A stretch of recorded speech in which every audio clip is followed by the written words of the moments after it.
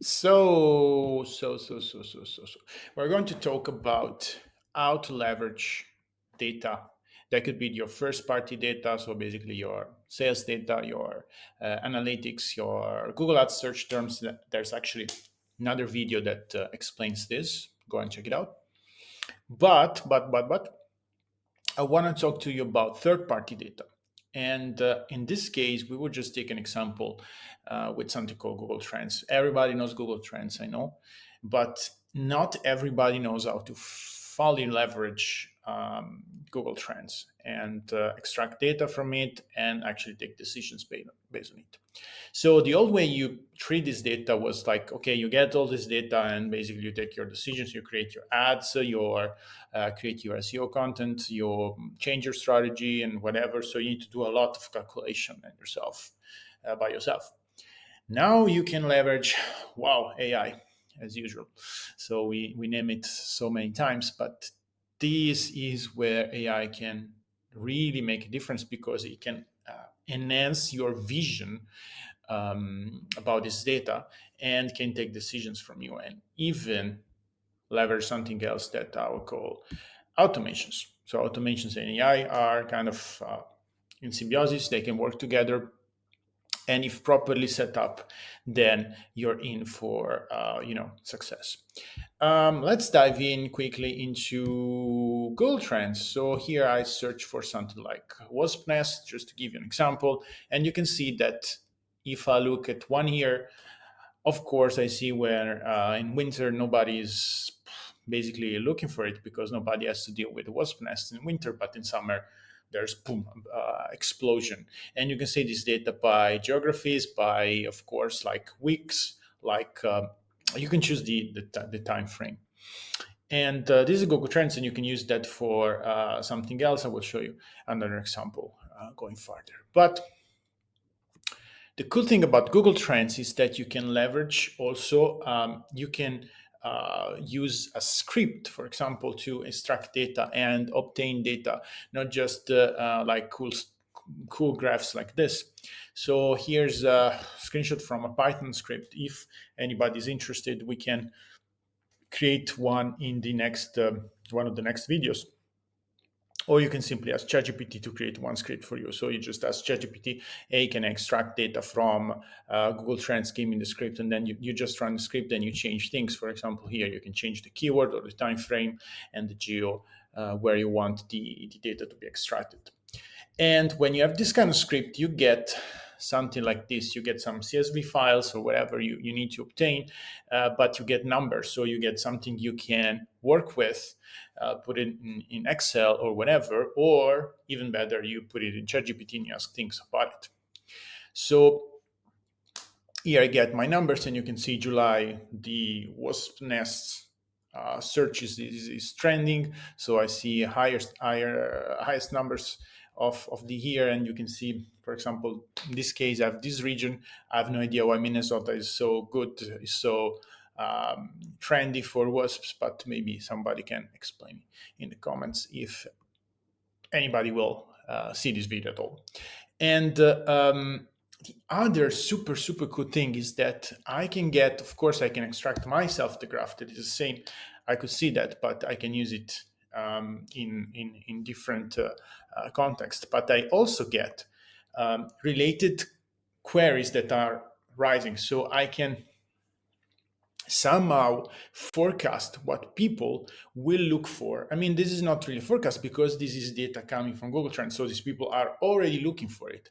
But you can catch a trend that is just in the beginning, right? And say, okay, people are starting to look into this because whatever.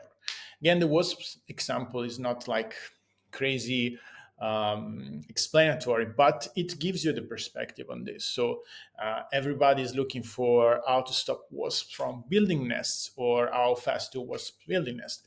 And this, of course, gives you an angle if you're creating content for SEO or your social media, and but also if you're doing ads, so you can create, trinities, you can create ad groups, ads, and keywords targeting this specific topic, because this is what people are looking for, right?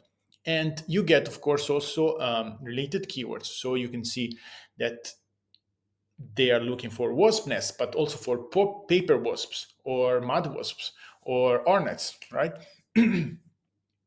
So again, this is super inspiration for your content. If you don't have content on these topics yet, you can create, and you can create ads on this content. Again, when I say you, it's you technically taking all this data, creating everything. But remember what we discussed, there's something called automation. So this stuff can be automated. So you can extract this data and create automatically ads, create SEO content, create whatever you want. Pay attention. Um, this, of course, is dangerous, right? Because if you automate completely the whole flywheel, the whole machine, you can produce irrelevant stuff, or you can go into some trouble.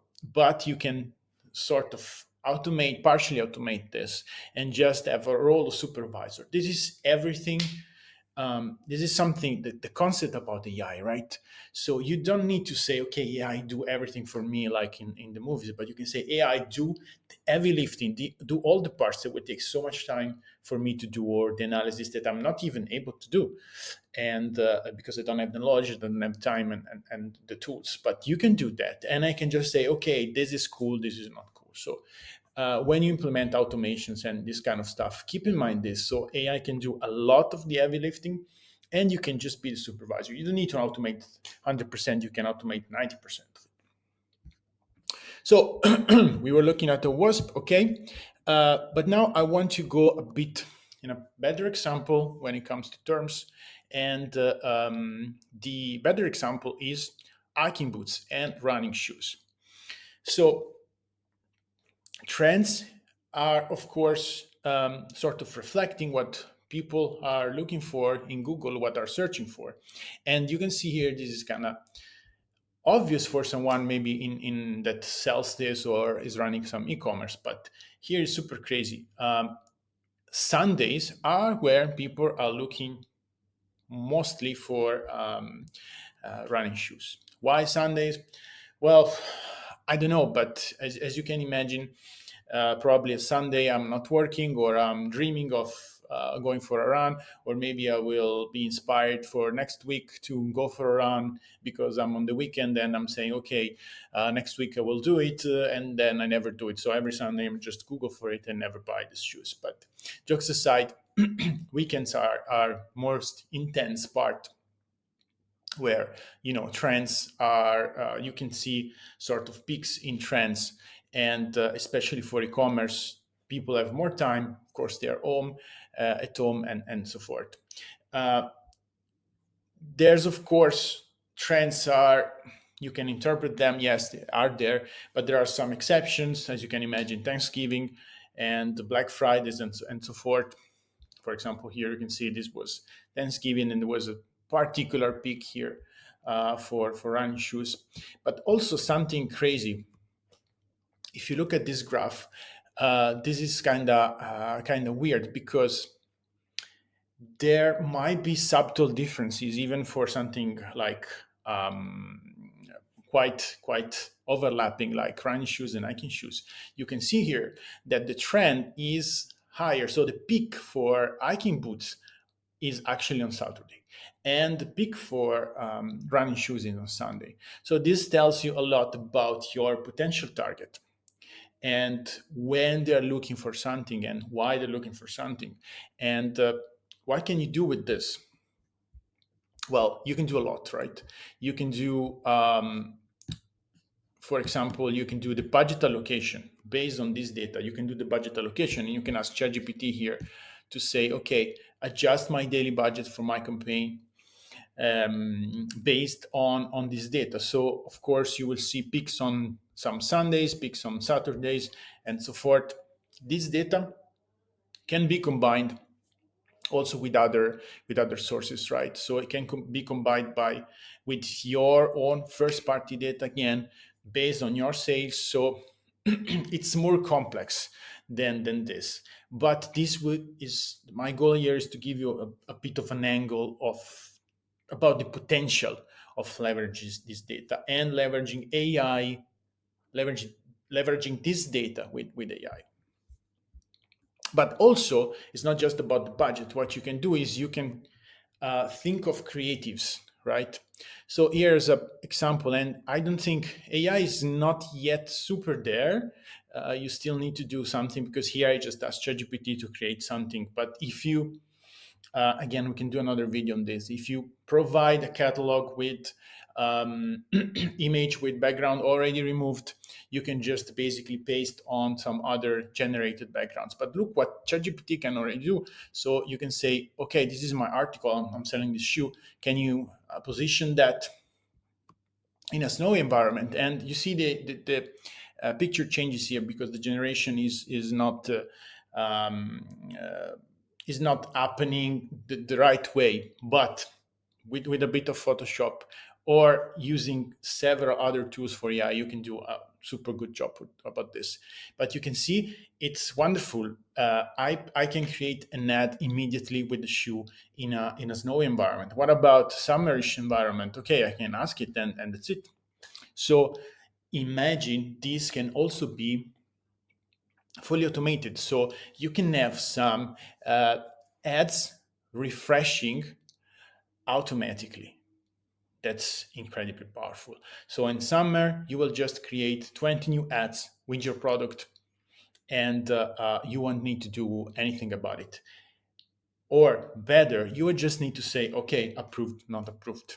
But this will be on autopilot. Again, this is a full cycle of a marketing agency.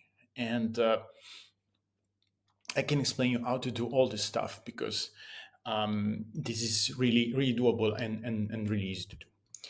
And finally, we can also, of course, based on the data, leverage our catalog. So see the sales volumes and so forth, or maybe push up some model and not push some other model where we have higher margins, where we see that sales are lacking and so forth, or based on the seasonality and weather as well.